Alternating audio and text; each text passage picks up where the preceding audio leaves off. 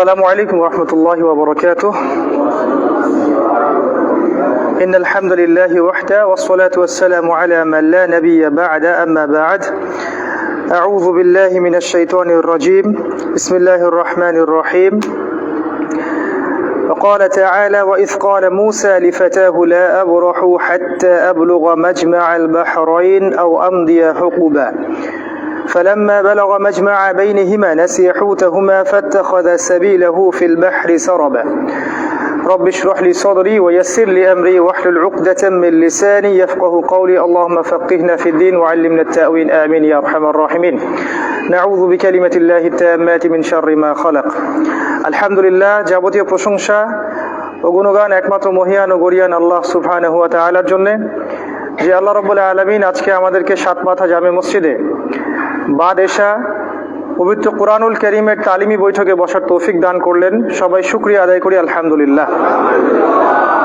দরুদ এবং সালাত বর্ষিত হোক মহান আল্লাহ প্রেরিত সর্বশেষ এবং চূড়ান্ত নবী মানবতার মুক্তির দূত মুহাম্মদুর রাসূলুল্লাহ সাল্লাল্লাহু আলাইহি ওয়াসাল্লামের প্রতি। আল্লাহুম্মা সাল্লি আলাইহি আল্লাহুম্মা বারিক আলাইহি। সর্বপ্রথম প্রশ্ন হচ্ছে, আপনারা কেমন আছেন? আলহামদুলিল্লাহ, আলহামদুলিল্লাহ, আল্লাহ পাক ভালো রেখেছেন। আলহামদুলিল্লাহ আলা কুল্লি হাল ওয়া ফি কুল্লি মাকান। আজকে আমাদের কোরআনী তালিমি বৈঠকের তৃতীয় লেসন। এর আগে আমি এখানে দুটো আলোচনা করেছিলাম। প্রথমবার কথা হয়েছিল সূরাতুল আসরের উপরে, এবং গত মাসে কথা হয়েছিল সূরা ফালাক এবং সূরা নাসের উপরে। আপনাদের হয়তো মনে আছে, আর যারা আসেননি তাদের জন্য আজকে নতুন।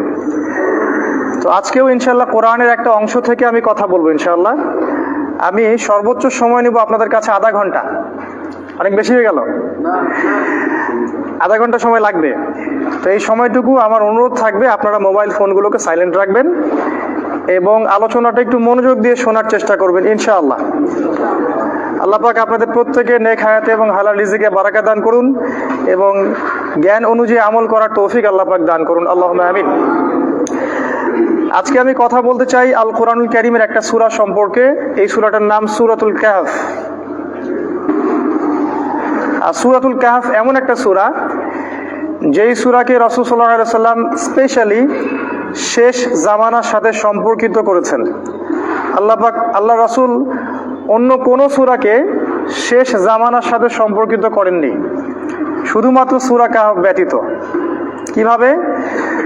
রাসূলুল্লাহ সাল্লাল্লাহু আলাইহি ওয়াসাল্লাম বলেছেন, শেষ জামানার সবচেয়ে বড় ফিতনা বা পরীক্ষা হচ্ছে দাজ্জালের ফিতনা। শেষ জামানার সবচেয়ে বড় ফিতনা হচ্ছে দাজ্জালের ফিতনা। তবে যে ব্যক্তি সূরাতুল কাহফ প্রতি জুমায় তেলাওয়াত করবে এবং যে ব্যক্তি সূরা কাহফের প্রথম 10 আয়াত মুখস্থ করবে, কোন বর্ণনায় আসছে শেষ 10 আয়াত মুখস্থ করবে, সে ব্যক্তি দাজ্জালের ফিতনা থেকেও বেঁচে থাকবে। দাজ্জালের ফিতনা কেন বড় ফিতনা? আল্লাহ রাসূল বলেছেন, এমন কোন নবী নাই যিনি তার কওমকে দাজ্জালের ফিতনা সম্পর্কে সতর্ক করেননি। এমনকি নূহ আলাইহিস সালামও তার কওমকে দাজ্জাল সম্পর্কে সতর্ক করেছিলেন। তিনি বলেছেন যে এমন কোন নবী নাই যিনি তার কওমকে দাজ্জাল সম্পর্কে সতর্ক করেননি। এমনকি নবী নূহ আলাইহিস সালাম পর্যন্ত তার কওমকে দাজ্জালের ফিতনা সম্পর্কে সতর্ক করেছেন। রাসূল সাল্লাল্লাহু আলাইহি ওয়াসাল্লাম বলছেন, আমি অতিরিক্ত একটা কথা বলতে চাই, সেটা হলো দাজ্জাল এক চোখে অন্ধ, কিন্তু তোমাদের আল্লাহ অন্ধ নন। দাজ্জালের ফিতনা কেন বড়? আল্লাহ রাসূল বলেছেন, শেষ জামানায় সে জেরুজালেম থেকে বের হবে একজন ইহুদি যুবকের বেশে। সে পুরো বিশ্বের রাজনীতি নিয়ন্ত্রণ করবে, অর্থনীতি নিয়ন্ত্রণ করবে, সারা বিশ্বের আবহাওয়া নিয়ন্ত্রণ করবে, সে জলবায়ু পরিবর্তন করবে, সে ভূমিকম্প দিবে, সে দুর্ভিক্ষ দিবে, সে মহামারী ছড়াবে। যে ব্যক্তি তার প্রতি বিশ্বাস করবে সে তাকে ভালো রাখবে, আর যে ব্যক্তি তাকে কাফের এবং মিথ্যাবাদী বলে জানবে তাকে সে জাহান্নামে নিয়ে যাবে। আর আল্লাহ রাসূল বলছেন, ওর জাহান্নামটাই মূলত জান্নাত, আর ওর জান্নাতটাই হচ্ছে জাহান্নাম। এটা এমন একটা ফিতনা যেটায় মানুষ পড়ে থাকলেও বুঝতে পারবে না আমি ফিতনায় পড়ে আছি। আরেকটা বিষয় কি জানেন? দাজ্জাল তখন বের হবে যখন তাকে নিয়ে মানুষ আলোচনা করবে না। দাজ্জাল তখন বের হবে যখন তাকে নিয়ে মানুষ আলোচনা করা ছেড়ে দিবে। চিন্তা করে দেখেন, লাস্ট কবে একটা খুতবা শুনেছেন দাজ্জাল সম্পর্কে? লাস্ট কবে একটা সেমিনার শুনেছেন দাজ্জাল সম্পর্কে? মনে করতে পারবেন না। দাজ্জালকে ফলো করবে ইহুদিরা, তার মানে সারা বিশ্বের ইহুদিদেরকে একটা জায়গায় আসতে হবে, সেটা অলরেডি তারা চলে আসছে। দাজ্জালকে ফলো করবে ইহুদিরা, তার মানে ইহুদিদের একটা স্টেট থাকতে হবে, সেই স্টেটের লিডার হবে দাজ্জাল, সেটা অলরেডি হয়ে গেছে। দাজ্জাল তখন আসবে যখন জেরুজালেম থেকে সারা বিশ্বের সবকিছু নিয়ন্ত্রণ করা হবে। এখন সারা বিশ্বের সবকিছু ওখান থেকে নিয়ন্ত্রণ করা হচ্ছে, আর আমরা হালুয়া রুটি সেমাই খাচ্ছি আর বাসায় ঘুমাচ্ছি। এগুলো নিয়ে আমাদের কোনো চিন্তা নাই, মাথা ব্যথা নাই। সাধারণ মানুষের দোষ না, দোষটা আমাদের মতো মানুষদের, আর ইসলামের সবচেয়ে ইম্পর্টেন্ট জিনিসগুলোকে উপস্থাপন করতে ব্যর্থ হচ্ছে।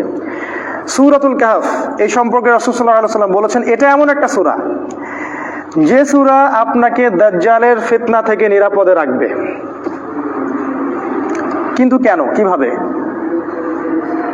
সেটা খুব শর্ট করে যদি বলি, সূরা কাহফের মধ্যে এমন কিছু আছে, সূরা কাহফের ভিতরে এমন কিছু আছে যেটা আপনাকে দাজ্জালকে চিনতে সাহায্য করবে। আপনি চিনতে পারবেন কোনটা দাজ্জাল, কোনটা দাজ্জালের দল, কোনটা দাজ্জালের সভ্যতা, এটা আপনি চিনতে পারবেন। তারপরেই কিন্তু আপনি ওখান থেকে বেঁচে থাকতে পারবেন, তার আগে নয়। সূরা কাহফে এমন কিছু আছে যেটা আপনার বাহ্যিক দৃষ্টির সাথে সাথে হৃদয়ের দৃষ্টিটা খুলে দিবে। তখন আপনি চিনতে পারবেন, এমন কিছু দেখতে পারবেন যেটা সবাই দেখতে পারবে না। আপনি এমন কিছু বুঝবেন যেটা সবাই বুঝবে না। সূরা কাহফে এমন কিছু আছে যার ফলে আপনি এমন পদক্ষেপ গ্রহণ করতে পারবেন যার ফলে আপনি দাজ্জালের ফিতনা থেকেও নিরাপদ রাখতে পারবেন নিজেকে, নিজের পরিবারকে এবং সমাজকে। এই হলো সূরাতুল কাহফ। সূরা কাহফ পবিত্র কোরআনুল কারীমের 18 নম্বর সূরা। এই সূরার একটা ফজিলত আছে, সেটা হলো যে ব্যক্তি জুমার দিনে সূরা কাহফ তিলাওয়াত করবে, জুমার দিনে সূরা কাহফ তিলাওয়াত করবে, সেই ব্যক্তির এক জুমা থেকে আরেক জুমা পর্যন্ত এই জীবনটা আল্লাহ পাক নূর দিয়ে ভরে দিবেন। নূর কি? নূর হচ্ছে এমন আলো যে আলো দিয়ে আপনি বিশ্বকে দেখবেন যেটা সবাই দেখতে পারবে না। একজন মানুষ পিএইচডি করে আসলেও তার ভিতরে নূর থাকে না। একজন মানুষ অক্সফোর্ড থেকে পড়ে আসলেও তার ভিতরে নূর থাকে না। নূর অন্য জিনিস, যেটা দিয়ে আপনি বিশ্বকে দেখতে পারবেন, যেটা অন্যরা দেখতে পারবে না। সূরা কাহফের ফজিলত আরো আছে। একদিন একজন সাহাবী সূরা কাহফ তিলাওয়াত করছিলেন এবং তার ঘোড়া বা গাধাটা চিৎকার করছিল। তিনি সকালবেলা রাসূলের কাছে গিয়ে জিজ্ঞাসা করলেন, ইয়া রাসূলুল্লাহ, আমি সারা রাত সূরা কাহফ তিলাওয়াত করেছিলাম আর আমার বাহন বা গাধাটা খুব চিল্লাচিল্লি করছিল, কেন, ঘটনাটা কি?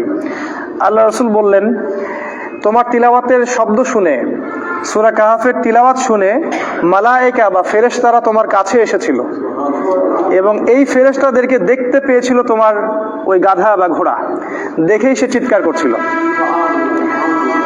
তিনি আরো বলেছেন সাল্লাল্লাহু আলাইহি ওয়াসাল্লাম, সূরাতুল কাহফ কিয়ামতের দিন তার পাঠকারীর পক্ষে সুপারিশ করবে। সূরা কাহফ কিয়ামতের দিন তার পাঠকারীর পক্ষে নূর বা আলো দিবে এবং তার পক্ষ নিয়ে সুপারিশ করবে। সূরা কাহফের মধ্যে মূলত 4টা গল্প আছে, 4টা গল্প।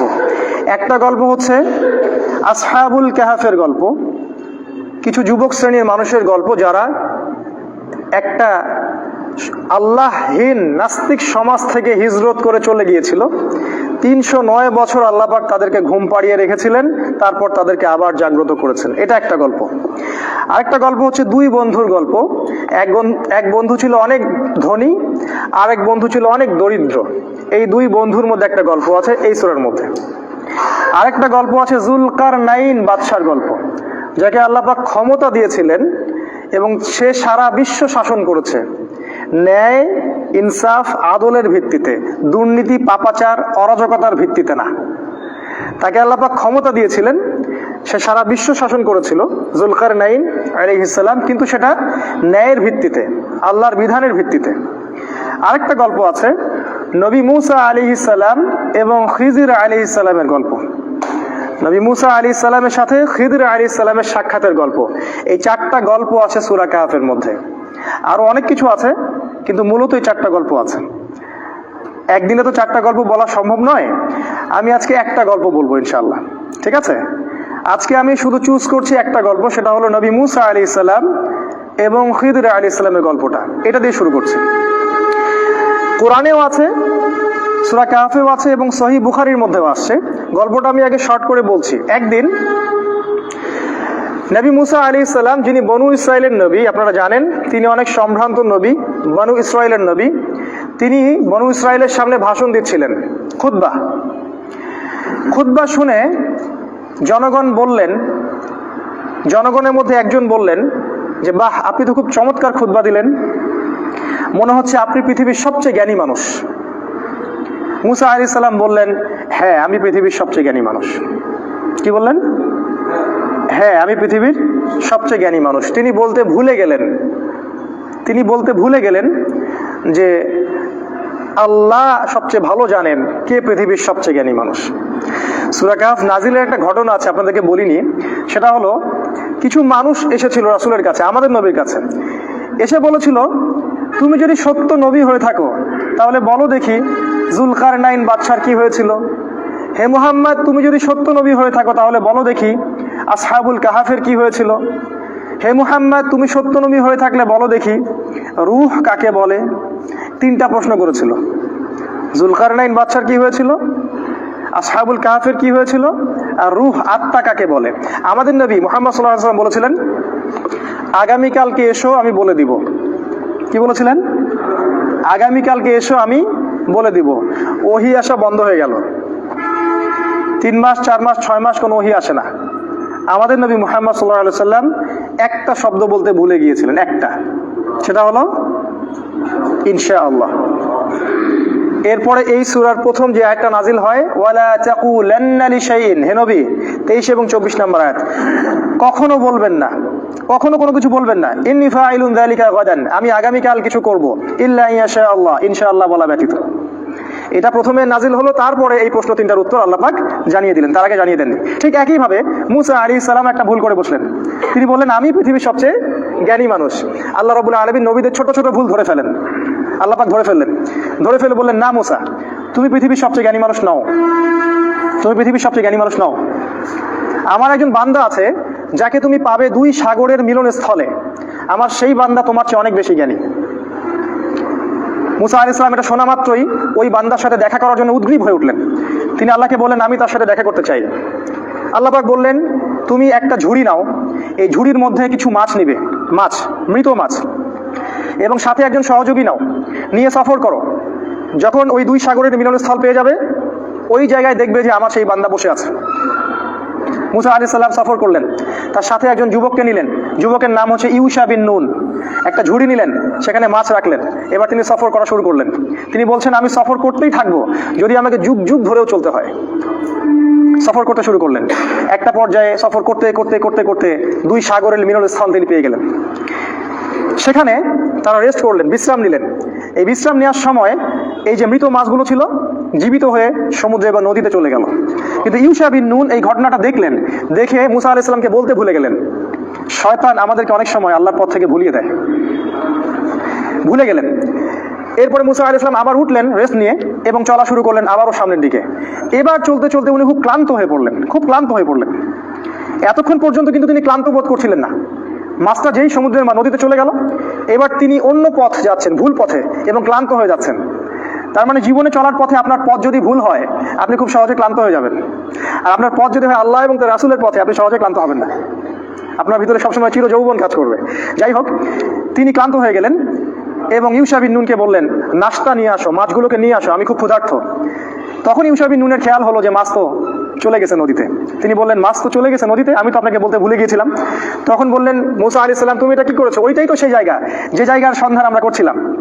তারা আবার ফেরত আসলেন, এসে দেখলেন 2 সাগরের মিলনস্থলে একটা সাখরা বলে আরবিকে একটা পাথর বা রক, শিলাখণ্ড, এর উপরে একজন ব্যক্তি বসে আছেন। মুসা আলাইহিস সালাম তাকে সালাম দিলেন, বললেন আসসালামু আলাইকুম। খিদির আলাইহিস সালাম বললেন, ওয়া আলাইকুস সালাম। এই জনমানব শূন্য জায়গায় কে সালাম দিচ্ছে? তখন মুসা আলাইহিস সালাম বললেন, আমি মুসা। খিদির আলাইহিস সালাম বললেন, কোন মুসা? বনি ইসরাইলের মুসা। কোন মুসা? বনি ইসরাইলের মুসা। তার মানে খিদির আলাইহিস সালাম বনু ইসরাইলের ব্যক্তি নন। খিদির আলাইহিস সালাম ইহুদি খ্রিস্টানদের কেউ নন। তিনি বনু ইসরায়েলের মধ্যে কেউ নন। সালাম দেয়া হলো। মুসা আলাইহিস সালাম বললেন, আমি কি আপনার সাথে এই শর্তে থাকতে পারি যে আল্লাহ পাক আপনাকে যে জ্ঞান শিক্ষা দিয়েছেন সেখান থেকে আপনি আমাকে কিছু শেখাবেন, ওস্তাদের সোহবত। এবার খিদর আলাইহিস সালাম বললেন, অ্যান্সারটার দিকে খেয়াল করেন, খিদর আলাইহিস সালাম বললেন, ইন্নাকা লান তাসতাতিআ মা'ইয়া সাবরা, মুসা তুমি আমার সাথে ধৈর্য ধরতে পারবে না। কি বললেন? মুসা তুমি আমার সাথে ধৈর্য ধরতে পারবে না। কারণ খিদর আলাইহিস সালাম শেষ পর্যন্ত জানেন যে কি হবে। গল্পের শেষে আমরা তাই দেখবো, মুসা আলাইহিস সালাম ধৈর্য ধরতে পারেননি, কিন্তু মুসা আলাইহিস সালাম বললেন, ইনশাআল্লাহ আমি ধৈর্য ধরবো, আমাকে আপনি সাথে নেন, ইনশাআল্লাহ আমি ধৈর্য ধরবো। খিদর আলাইহিস সালাম ইনশাআল্লাহকে সম্মান করলেন এবং মুসা আলাইহিস সালামকে সাথে নিলেন, কিন্তু বললেন, তুমি আমার সাথে সফর করো, কিন্তু আমাকে কোনো প্রশ্ন করতে পারবে না, একটা প্রশ্ন করা যাবে না, আমি কি করব না করব কোনো বিষয়ে কোনো প্রশ্ন করা যাবে না। মুসা আলাইহিস সালাম বললেন, ঠিক আছে। এবার তারা চলতে শুরু করলেন। এবার ঘটনা শুরু।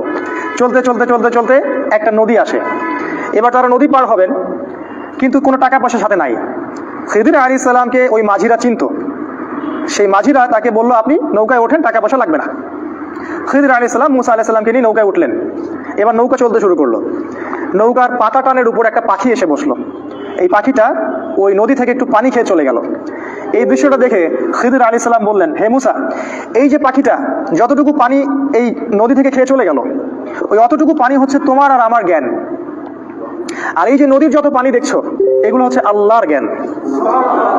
আল্লাহর জ্ঞানের তুলনায় মানুষের জ্ঞান এতটুকু সামান্য, যতটুকু ওই যে পাখিটা যতটুকু পানি খেয়ে গেছে অতটুকু।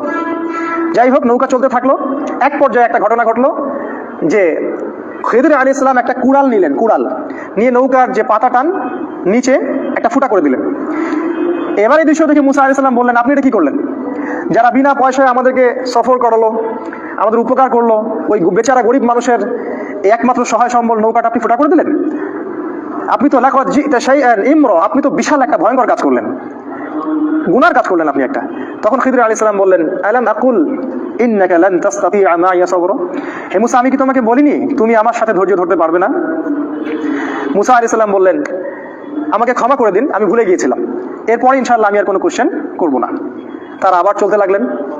চলতে চলতে চলতে চলতে একটা বাচ্চার সাক্ষাৎ হলো। বাচ্চা, ছোট বাচ্চা, গোলাম। কোরআন বলেছে গোলামান ফাকাতালা, খিদর আলাইহিস সালাম বাচ্চাটাকে হত্যা করলেন। এটা তো আরো ভয়ঙ্কর ব্যাপার। নৌকা ফুটা করা কোথায় আর বাচ্চা হত্যা করা কোথায়? আর মুসা আলাইহিস সালাম নিজেও কিন্তু মার্ডার কেসের আসামি। এটা কি জানেন? মুসা আলাইহিস সালাম কিন্তু একটা ব্যক্তিকে এক ঘুষি দিয়ে হত্যা করে ফেলছিলেন ভুলবশত।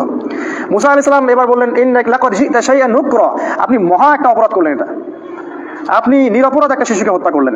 খিদর আলাইহিস সালাম বললেন, আলাম আকুল লাকা ইন্নাকা লান তাসতাতিআ মা'ইয়া সাবরা, আমি কি তোমাকে বলিনি হে মুসা তুমি আমার সাথে ধৈর্য ধরতে পারবে না? এবার মুসা আলাইহিস সালাম সর্বশেষ অজুহাত দিলেন, দিয়ে বললেন, আমি যদি আর একটা কোশ্চেন করি তাহলে আমাকে আর সাথে নিয়েন না, এবার লাস্ট চান্স, আর একটাও কোশ্চেন করবো না ইনশাআল্লাহ। তারা আবার চলতে লাগলেন। চলতে চলতে একটা গ্রাম আসলো। সেই গ্রামের মানুষগুলো ছিল একটু আমাদের নিউ ইয়র্কের মানুষের মতো আর কি, অনেকটা আমাদের এখন ঢাকা শহরের মতো। মেহমানদারি করতে চায় না, মেহমান আসলে বিরক্ত হয়। তারা মেহমানদারি করতে চাইলো না। তারা মুসা এবং খিদিরকে কোনো খাবারও দিল না, কোনো পানিও দিল না, সামান্যতম সৌজন্য বোধটুকু তারা দেখালো না। কিন্তু খিদির আলাইহিস সালাম দেখলেন ওই গ্রামের একটা বাড়ির দেয়াল ধসে পড়ে আছে, একটা দেয়াল পড়ে গেছে। খিদির আলাইহিস সালাম নিজে কষ্ট করে এই পুরো দেয়ালটা তৈরি করলেন। ইট পাথর যা যা লাগে তাই দিয়ে তিনি দেয়ালটা তৈরি করলেন। তৈরি করে আবার সেটাকে নতুন জায়গায় রিপ্লেস করলেন। এই দৃশ্যটা দেখে মুসা আলাইহিস সালাম বললেন, আপনি চাইলে তো কিছু পারিশ্রমিক নিতে পারতেন, এত কষ্ট করলেন, ওরা আমাদেরকে খাবারও দিল না, পানিও দিল না, আপনি ওদের কাজ করে দিলেন, একটু তো সামান্য নাস্তার টাকা নিতে পারতেন। খিদির আলাইহিস সালাম বললেন, হ্যাঁ দা ফিরাকু বাইনি ওয়া বাইনিক, এই হলো তোমার আর আমার ফেরক, রাস্তা আলাদা, এখন যাও। তুমি চুক্তি ভঙ্গ করছো 3 বার, রাস্তা আলাদা। আমাদের নবী মুহাম্মদ সাল্লাল্লাহু আলাইহি ওয়াসাল্লাম বলেছিলেন এক হাদিসে, যদি মুসা আলাইহিস সালাম ওই দিন প্রশ্নগুলো না করতেন তাহলে অনেক কিছু শেখা যাইত। যাই হোক, 3টা শর্ত লঙ্ঘন হলো। মুসা আলাইহিস সালামকে তিনি আর সাথে রাখলেন না, তবে বললেন, তুমি চলে যাও, কিন্তু যাওয়ার আগে আমি তোমাকে 3টা এই যে ঘটনা ঘটলো এর তাউইল বা ব্যাখ্যা, ইন্টারপ্রিটেশন তোমাকে আমি জানাই দেবো আমি কেন করেছি। তিনি বললেন, ওই যে প্রথম নৌকাটা আমি ফুটে এই জন্য করেছি যে কারণ ওই নৌকার পিছনে ছিল একটা জলদস্যুর দল। ওই জলদস্যুর দল যদি এই নৌকাটাকে দেখতো, নৌকাটা খুব ভালো সুন্দর, তাহলে সেই নৌকাটা তারা হাইজ্যাক করতো। আমি নৌকাটা ফুটা করে দিয়েছি, এই ত্রুটিযুক্ত নৌকাটা তারা নিবে না, তারা ত্রুটিযুক্ত কোনো নৌকা নিবে না, নষ্ট নৌকা তারা নিবে না। যদি নৌকাটা ভালো থাকতো তাহলে ওরা ওই গরিব মাঝির শেষ সম্বলটুকু ছিনিয়ে নিয়ে চলে যেত। তোমার কাছে মনে হয়েছে আমি ক্ষতি করেছি, কিন্তু আমি পরোক্ষভাবে ওর উপকার করেছি। সেটা তুমি সবর করতে পারোনি।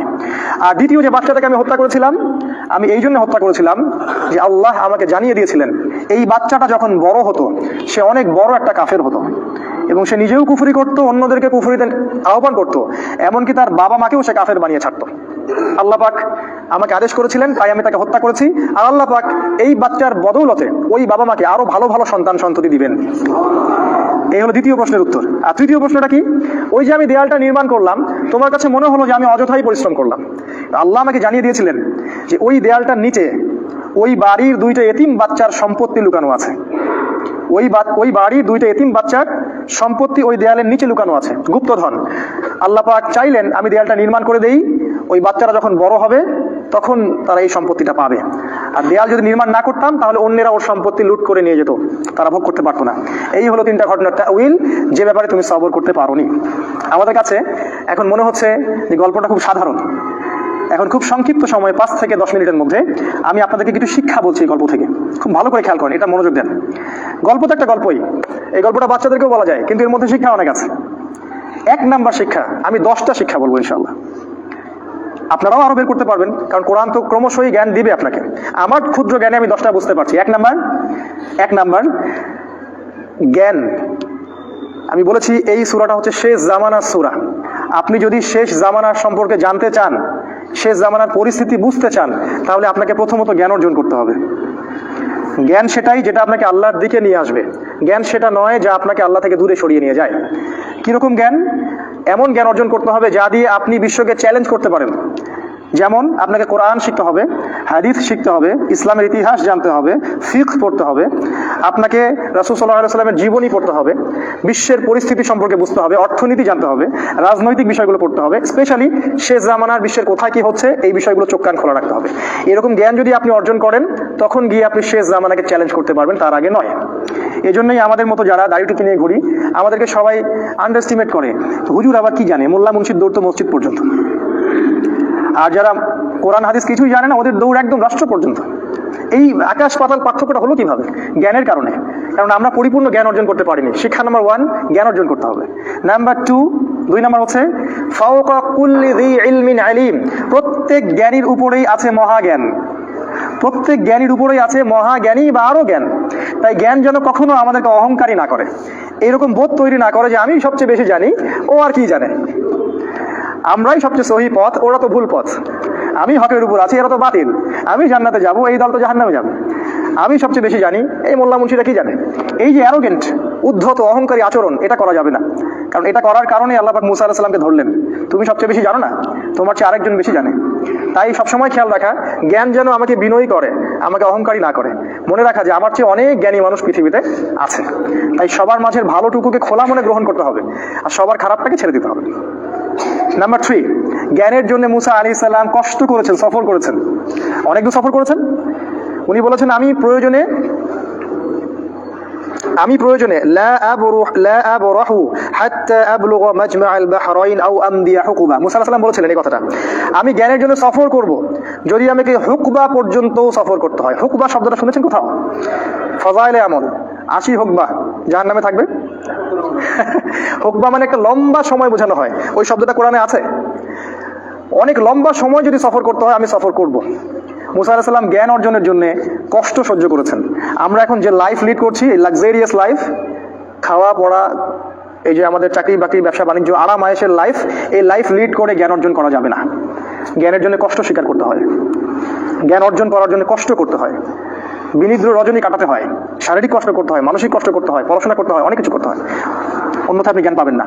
যার কাছে জ্ঞান নাই তার হৃদয়ের ভিতরে নূর নাই, যার কাছে নূর নাই সে বিশ্বের অন্ধকার থেকে আলো খুঁজে পাবে না, সম্ভব না।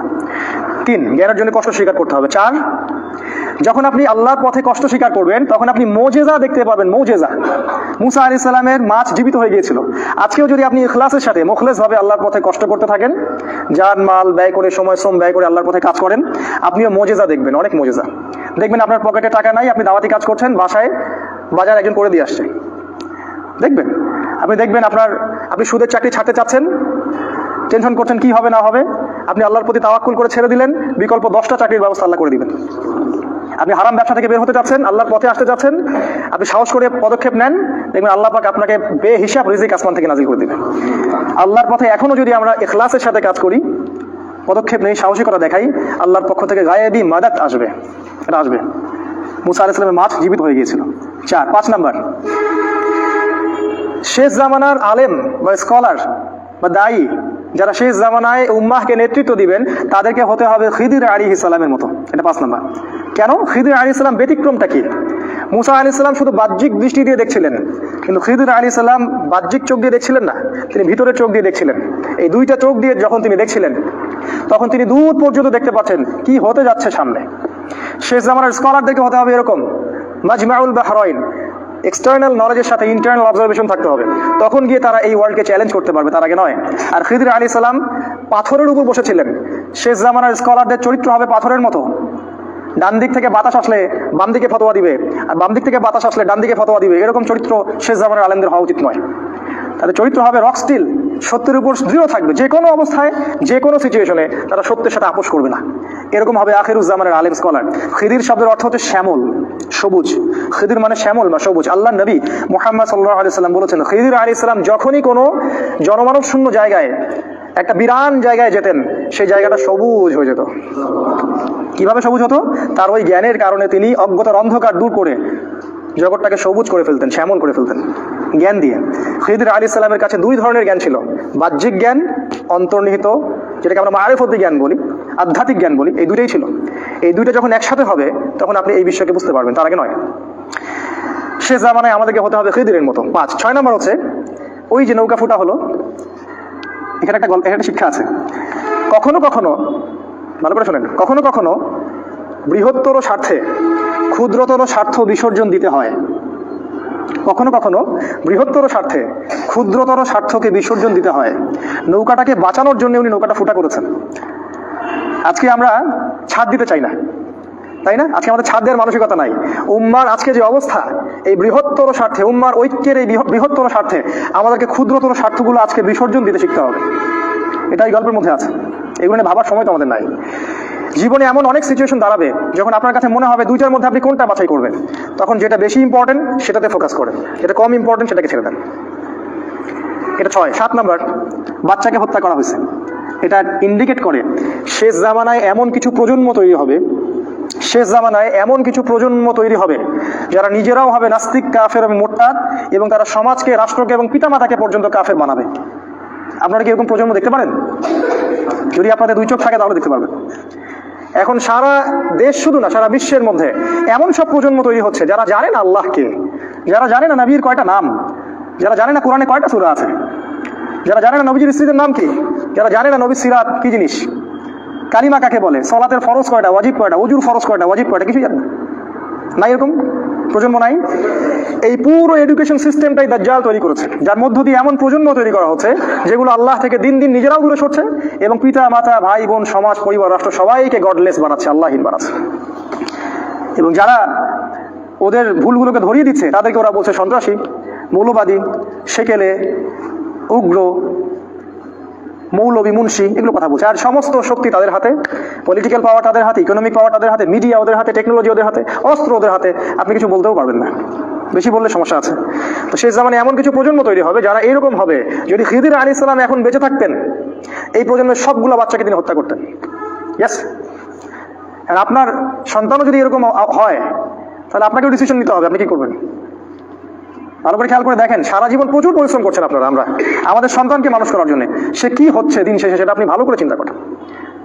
সে কি আল্লাহ তার রাসূল ইসলামের পতাকা বহন করছে? সে কি উমরের মতো হচ্ছে, খালিদ বিন ওয়ালিদের মতো হচ্ছে, হুযাইফা, আবু বকরের মতো হচ্ছে? সে কার মতো হচ্ছে? সে কাকে রোল মডেল মনে করছে? এই বাচ্চা যদি আল্লাহর পথে না আসে, কিয়ামতের মাঠে ইয়াউমা ইয়াফিরুল মারউ মিন আখিহি ওয়া উম্মিহি ওয়া আবিহি, এই বাচ্চা কিয়ামতের মাঠে আপনাকে আপনার চেহারার মধ্যে পাড়া দিবে, দিয়ে চলে যাবে। এগুলো নিয়ে ভাবেন, সময় এখনো আছে। 6, এমন প্রজন্ম তৈরি হবে যেগুলো আল্লাহদ্রোহী হবে, নাস্তিক হবে, মুরতাদ হবে, কাফের হবে। শুধু তাই না, তারা পিতা মাতাকে পর্যন্ত কুফরিতে নিয়ে যাবে। 7,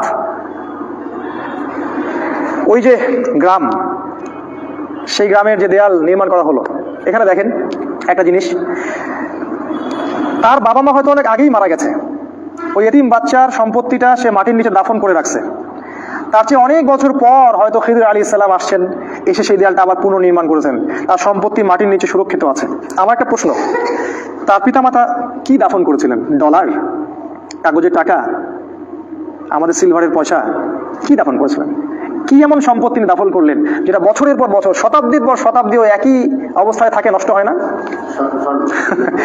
এক্স্যাক্টলি, সেটা ছিল সোনার কয়েন দিনার, আর রূপার কয়েন দিরহাম। আপনারা হয়তো জানেনও না, কেউ কখনো হয়তো বলেওনি, ইসলামে সবকিছু যেমন সুন্নাহ আছে, দাড়ি রাখা সুন্নাহ, টাকনুর উপর কাপড় পরা সুন্নাহ, সুন্নাহর উপর সুন্নাহ, ইসলামের টাকারও একটা সুন্নাহ আছে। আমাদের নবীজি কি ডলার দিয়ে বেচাকেনা করতেন? কাগজের টাকা দিয়ে বেচাকেনা করতেন?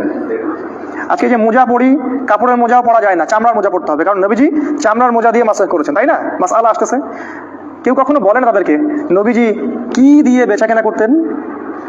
আর কোরআন আমাদেরকে কি বলেছে, কোনটা ইসলামের কারেন্সি, কোনটা ইসলামের মুদ্রা, এটা কি কোরআনে নাই? আল্লাহ পাক কোরআনে সবকিছু নাজিল করেছেন বলেছেন। আল্লাহ পাক বলেছেন কোরআনে আমি সব নাজিল করেছি, তো এটা কেন নাই? টাকার সুন্নাহ কোথায়? আল্লাহ পাক কোরআনে বলেছেন ইসলামের কারেন্সি বা মুদ্রা হচ্ছে দিনার, সোনার কয়েন, এবং দিরহাম, রৌপ্য মুদ্রা। স্বর্ণ মুদ্রা, রৌপ্য মুদ্রা, এই দুইটা হচ্ছে ইসলামের কারেন্সি। এই জায়গাটা একটু শোনেন, কারণ পৃথিবীতে ইহুদি এবং খ্রিস্টানদের একটা অ্যালায়েন্স বা বন্ধুত্ব আছে, তাদের একটা সংগঠন আছে, ওর নাম জায়োনিস্ট মুভমেন্ট। তারা 1944 সালে এই বিশ্ব থেকে সমস্ত সোনার কয়েন আর রূপার দিরহামটাকে হারাম করেছে।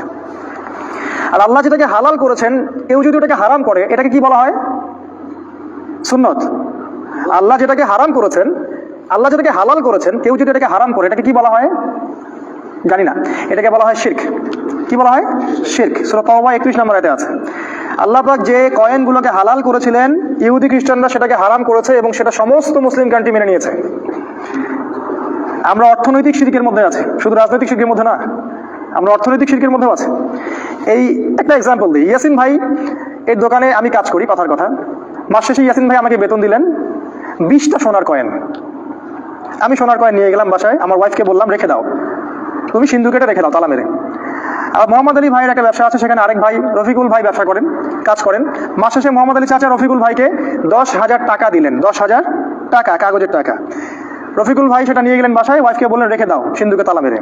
আজ থেকে 100 বছর পর সিন্ধুক খোলা হলো, কোনটা থাকবে কোনটা থাকবে না?